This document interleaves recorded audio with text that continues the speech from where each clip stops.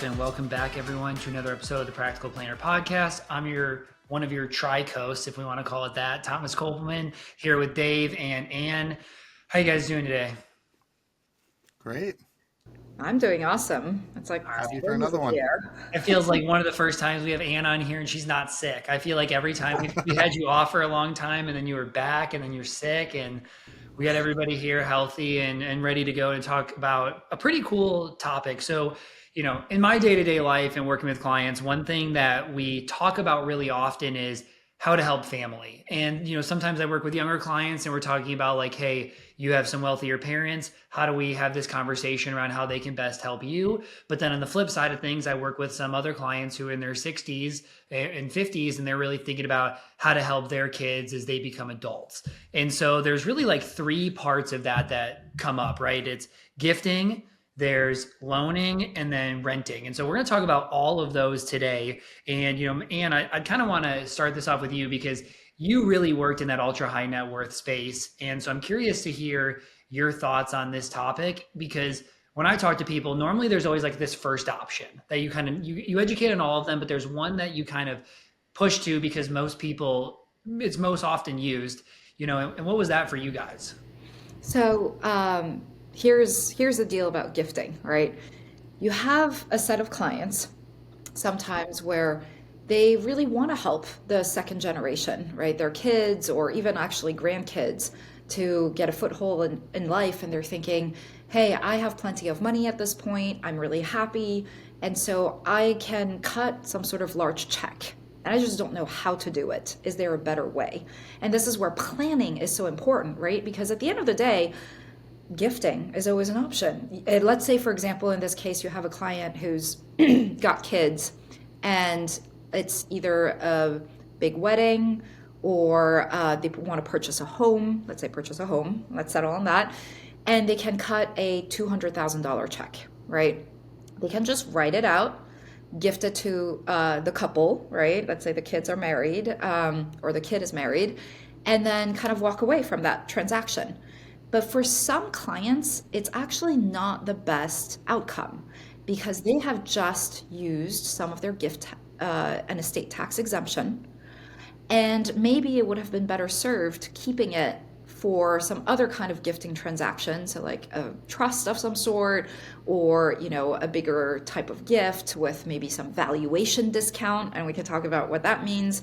But just writing a check for cash is sometimes just not that efficient.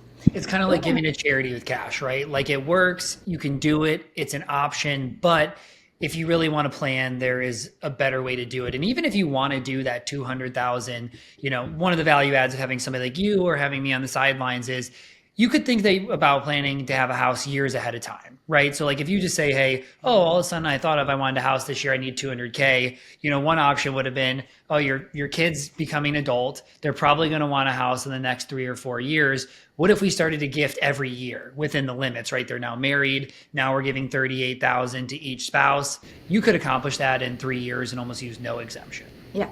And here's another thing about gifting. What if that client has 2 or more kids and all they're doing is gifting to that one child, right? Like a 200K gift. What if the other child is nowhere close to ever owning a home? You have to find like another occasion to give them 200K, or else there's sibling jealousy, and what if, etc.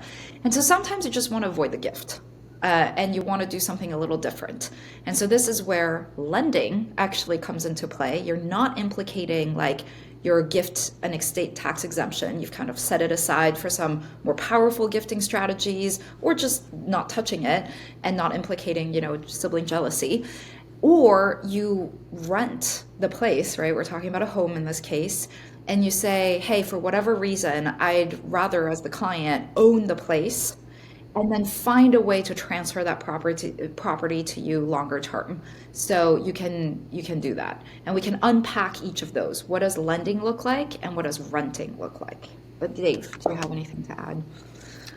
Yeah, no, I think they're great points. I think the biggest thing that I often think about is when it comes to these types of issues, when it comes to lending or renting, is it's a really important analysis to get into.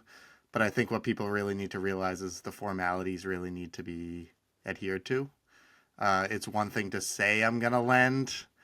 It's one thing to say I'm gonna rent, but then actually, if someone looks into it, did you actually go through the steps of actually creating the document, with the receipts and everything?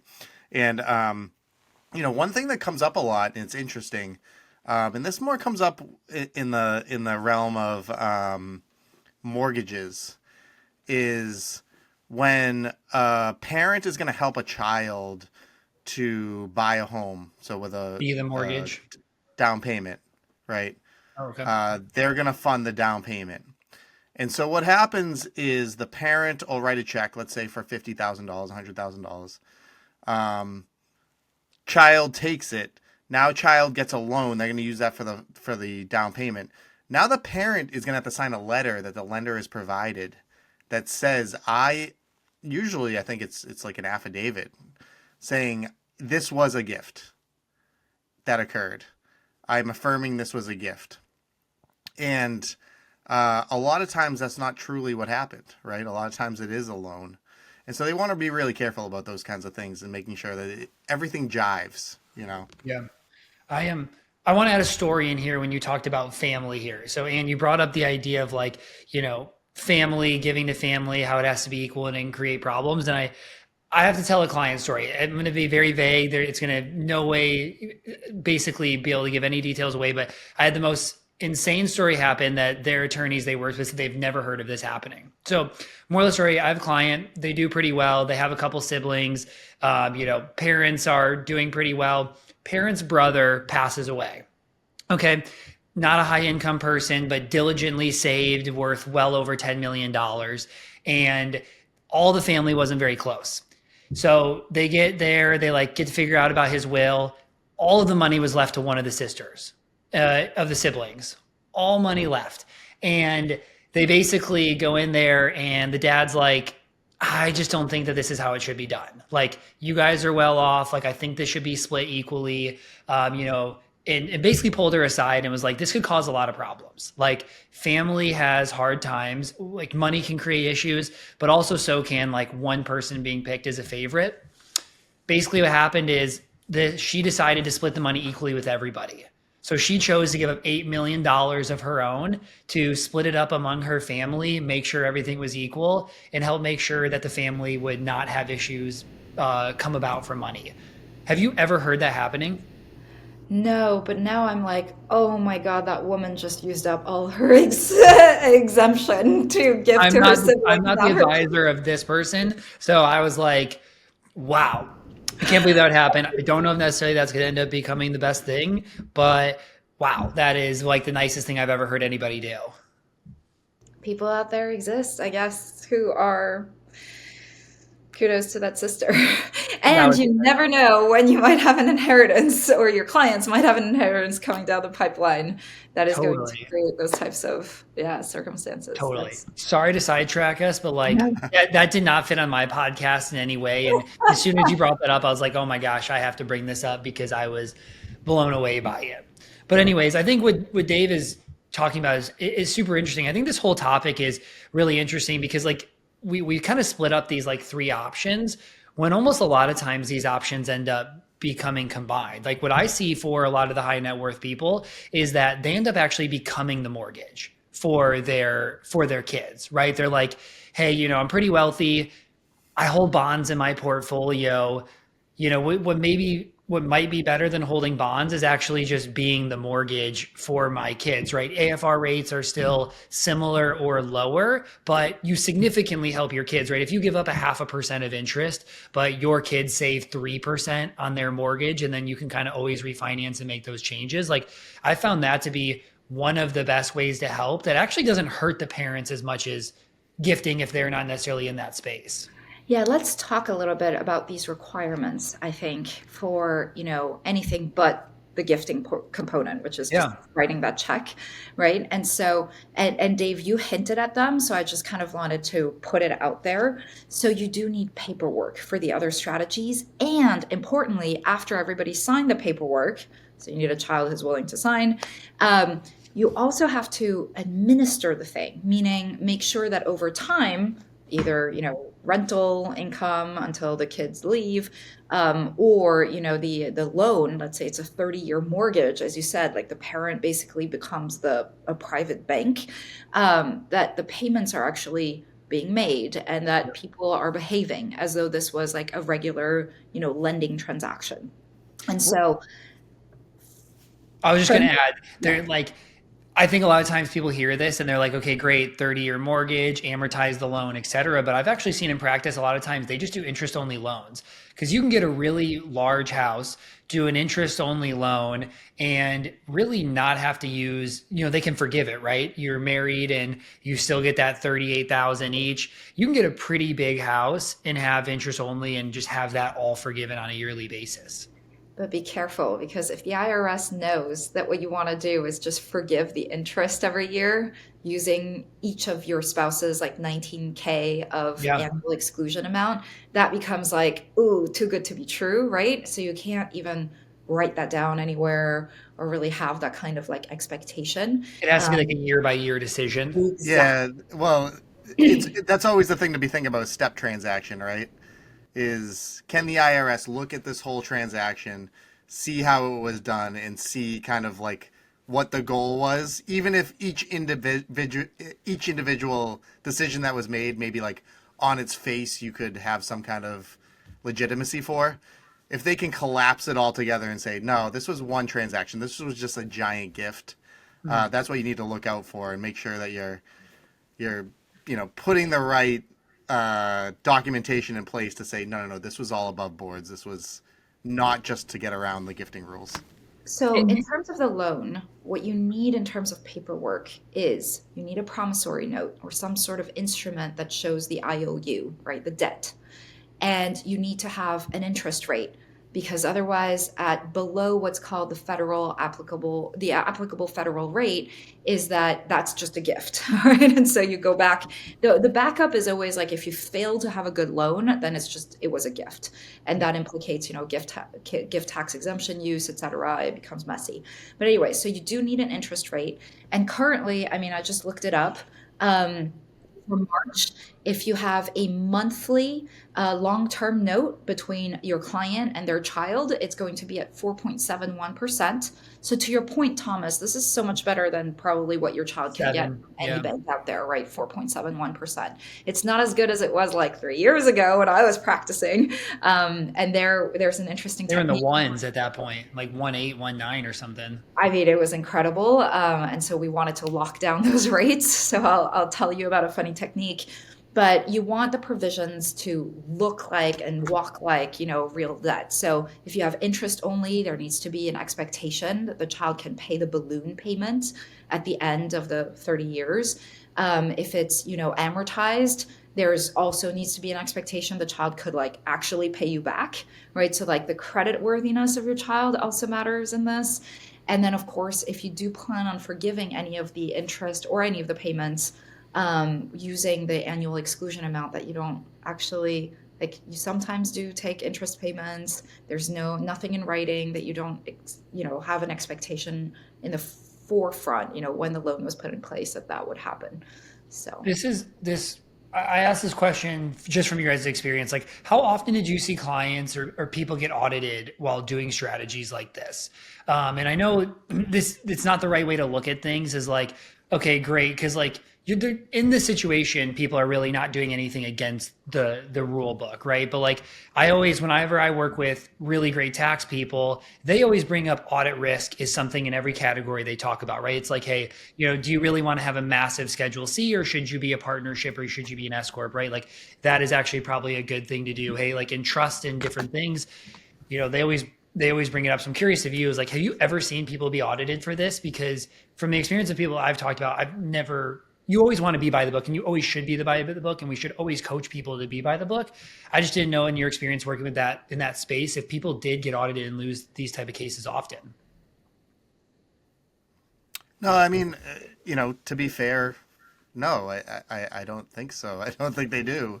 It's the same thing with 709s. I do think it's rare, but I've heard this a long time. Like if someone says, If they're doing something they shouldn't do or not filing something, what's the likelihood I'll get caught? And the answer is, I don't know. Ask the CPA in the cell next to you.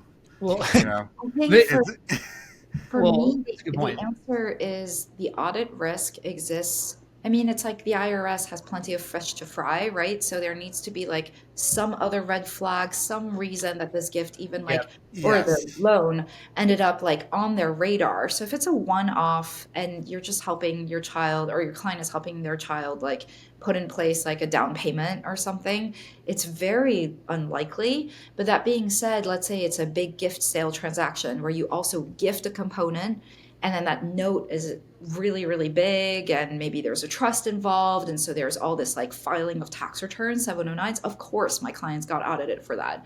Or, your client just has like carries an audit risk for whatever reason, right? Like all the usual like business deductions that are up the wazoo or they were audited before or whatever, then yes, it might come Yeah. up as a Because and I'm gift. also, I think that's just like such a good point because this used to come up with like the IRS every year releases like their dirty dozen of like things they're looking out for, like syndicated conservation easements, like some of these things those are that the like. worst. Yeah.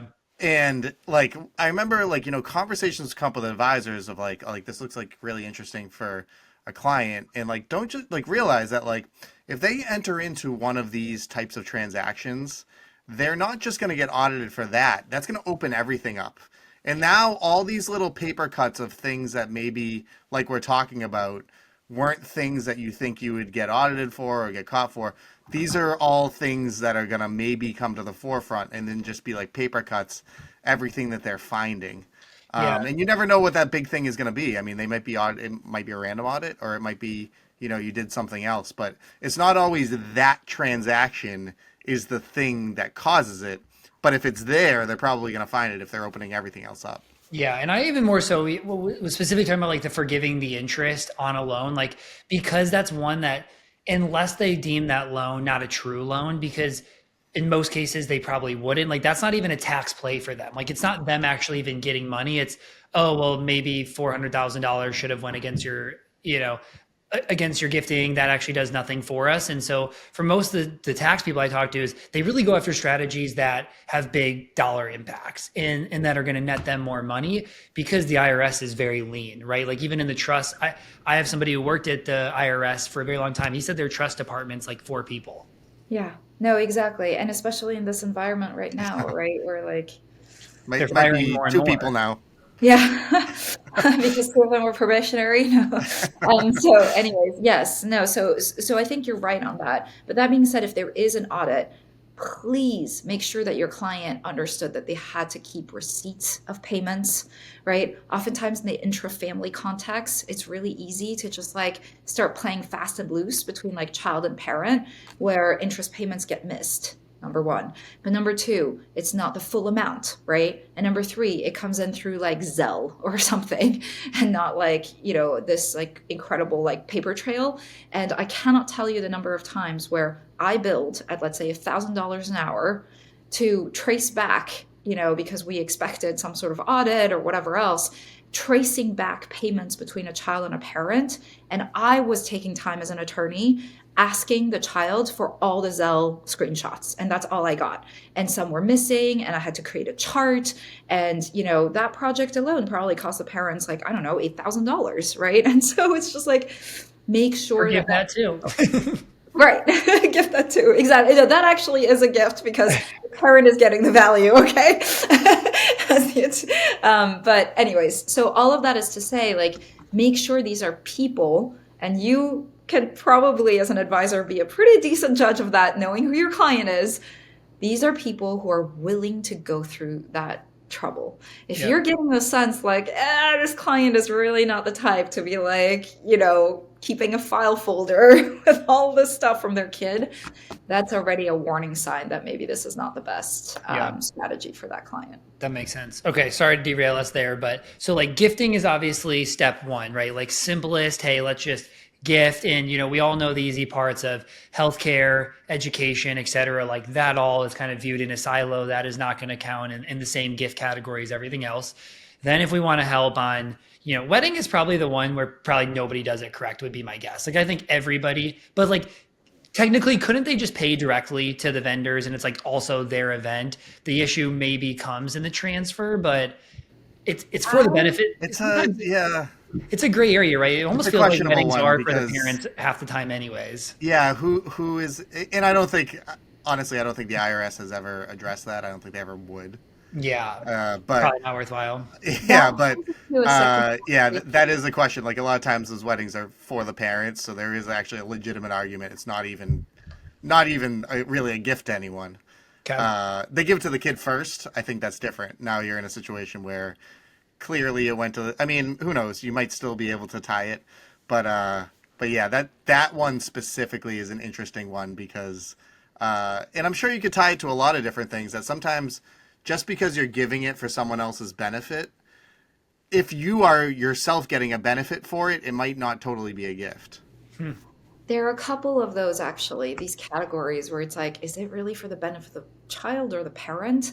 So, a couple of other examples, travel. If the parent pays for like this amazing vacation where everybody goes to Antarctica, right? Like, as long as the parent, we took the position, as long as Sounds the cool. parent was there, it's for them, like, would the kid have picked Antarctica? You get into this like fact pattern of like, no, they would have gone to Costa Rica or whatever. And so, number two is paying for your child's estate plan. This is a little self-serving, maybe, as an estate planner. But if the parent is like, I've undergone this whole like, $50,000 of billable to make sure that my estate is like buttoned up and I've frozen my estate and I'm not going to pay as much tax. But now my kid not having an estate plan, if they pass away, then it's going to kick it all back to me potentially because I'm their heir under a default law. I have a vested interest in making sure my kid has an estate plan in place. So So I'm going financial to pay for planning falls under that, I'm sure too. exactly. I'm going to pay for my financial planners, AU, like fees, my attorney's fees, my CPAs to just like make sure my kids got their stuff in order. That actually arguably is also not a gift to your kid, right? So it gets into a little bit of murky territory there. I will tell you on the lending, the inside scoop is if interest rates ever fall down again, we had certain parents ask that there be a provision where the note that they put in place at that time's AFR, right? Because it's locked in place at the time that you put in your note, carries with the home that their kid owns, not necessarily that particular house. No lender will ever do that for you. But it's almost The like portability of the mortgage can, portability yeah, of that AFR, that note, so that right. if your kid decides to like downsize or probably more like upsize, then that note still carries that old AFR as opposed to like the new one. So as interest rates go up, especially, that is really powerful planning for Interesting. that family. So Yeah, something to note. that's Not really for right smart. Any other categories in there? That's an interesting thing to think about. now. No, I think that was like the biggest kind of like interesting play that, that pushes the envelope a little bit because no normal lender would give you that term, but a parent might, right? And then there's also the security. So like actually getting a mortgage on the kid's house as a lender, you want to make sure that you have that in place. But that's just normal kind of Okay. lending. Okay. So I feel like we've hit gifting pretty well. You think there's anything else we need to go in on loaning? No, I think probably renting next makes the Okay. most. Tell us what you think about renting. What does that even look like in your mind? Well, so kid really wants to live in a certain house and you are in a position to help them. For whatever reason, lending to that child doesn't make sense. Maybe it's credit worthiness, whatever else. Maybe it's short term, right? So like this is because they're off to college and you think that this is going to be a great investment opportunity for you. Like your kid's not going to live there forever. They're just there for 4, 6 years. And you're thinking, hey, like it's in Boston, Massachusetts or Davis, and there are always going to be students around. And so you would rather, own this yourself as an investment property. You can, buy the property yourself, including getting a better mortgage rate, perhaps because you have more Yeah. assets, letting your kid live in it, pay you rent or forgive the rent again as an annual exclusion gift. And then, eventually the kid that just doesn't own the property. A couple of things to note about this strategy that I would mention. First is that you do want to ideally get a contemporaneous like paperwork from a broker, a real estate broker, or somebody about what the value of the rent should have been, especially if you plan on kind of forgiving the rent. That's helpful to the audit issue. And then the second thing is for some folks, they actually put in their wills or their estate plan, eventually gifting that property to the child as a one-time, at death, especially if it's that child's long-term home. So how does that work with they're in school, right? Because like most parents, kids go to school and they are paying for their living, right? Isn't that associated with school? So is it a different example? Let's say I graduate school and I live in a place that my parents own, then I'm currently in school and live in a place on campus because I do need room and board. This is just a gray area. Oh, I see. So what you're saying is perhaps that rent is folded into the parent's obligation Yeah, to where it doesn't pay actually for count in any gifting education. way. Yeah, and it also goes to like, is the IRS really going to find, in this particular transaction when so many parents help their kids like stay on campus, on or off campus during school? That is an interesting question. I would say the audit risk is even more minimal where somebody's Yeah. actually going to school in that town and living, off campus. Yeah, and I mean, in the, I'd have to look at it, but the age in which you can claim your child as a dependent keeps growing. You keep them on your health insurance keeps growing. So from like that gifting perspective, do you have, I don't know, like a legal support obligation, but some kind of moral, quasi legal obligation in there that you're fulfilling by paying that? I think kind of, I wouldn't like, bet everything on it, but I think it would obviate, them saying that that's a gift. Yeah, that makes sense. I see this one more often. I actually have some friends that they did it where like, oh, you're gonna be going to med school or something where you're gonna be there for 4 years or so. And they're like, well, instead of having you move and have rent and like that's not a fun thing to have to deal with, we'll just buy it. You don't have to pay. Maybe you do get a couple friends who live in, we'll claim the rent. So now it's a subsidized expense for us. And then at the end of that time, we can evaluate whether we keep it or a rental or if we sell. I haven't seen it as often in practice as like fully to give the benefit of the kids for a very long period of time. Like some of them, they do sell to the kids after that 4 years. But I feel like this is typically one that I see used when it's more than 1 or 2 years, but it's pretty short term. When we go into like being the loan or, the mortgage or whatever, that's typically like, you can't afford this yet and rates are better, I'll give it to you. And then, gifting was just, hey, we have extra money we can give you, make good use of it, but maybe we're not fully covering a house. Yeah, I had a couple of clients, I will say, who did do the long-term play, and the reason for that is for various reasons. They were just in a completely different financial situation than their kids, or maybe the stepkids or something like that. And so you have to also think about the family dynamic there, where for whatever reason, they either don't trust the kid to be able to maintain the home themselves. And so they would rather just like keep the home themselves for, even though it's the primary residence of the child or the stepchild.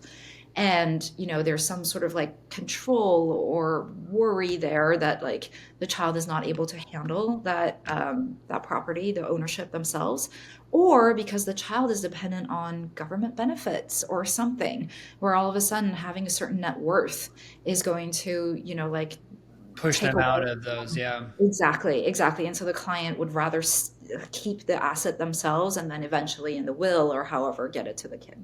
Super interesting. Cool. Anything you feel like we haven't talked about in either of these topics? Yeah. Okay, cool. I thought this one's super interesting.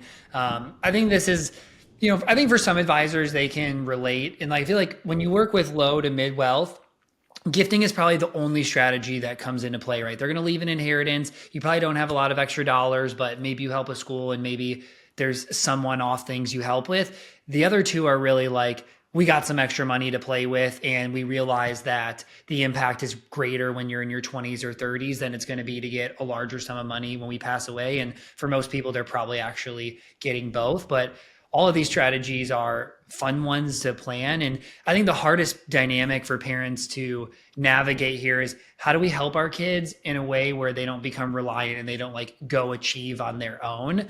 Because that is a hard dynamic. And I've had so many people ask, like, how do you do this and not mess up your kids? And there's no right answer, right? There's kids who can get tens of millions of dollars, still be hardworking, still be great kids. And there's kids who can get zero and still be terrible, right? Like, it's so situational, and it just changes person by person. That's why Yeah. a third party trustee, just with full discretion, I mean, I know it's not always comfortable and sometimes it's costly, but I mean, that's usually the answer, right? Because they can see what's going on and make the call. Yeah, Um, I mean, which of these three strategies to pick is so fact dependent. uh, It's so client specific. It might be kid specific, right? So the client is willing to do one thing for one child, but not the other. And you just have to kind of present the options. I think that's the practical point here. Present the options. Your client will have kind of like an intuition about it and be like, ooh, like something does not sound right to them, and kind of just like talk them through it. This is a perfect situation where your advice can bring a new idea to a client. You can show off that you've like thought this through for them so that they're not just cutting that check. And then at the end of the day, even if you circle back to just, hey, at the end of the day, it's simpler to cut the check, you've proven your value to the client, that you had their back, you were thinking outside the box. Yeah, totally. All right. Well, this is a fun one. Everybody, thank you for listening. Please remember to rate and subscribe, and we'll see you back for another good episode on GST in a couple weeks.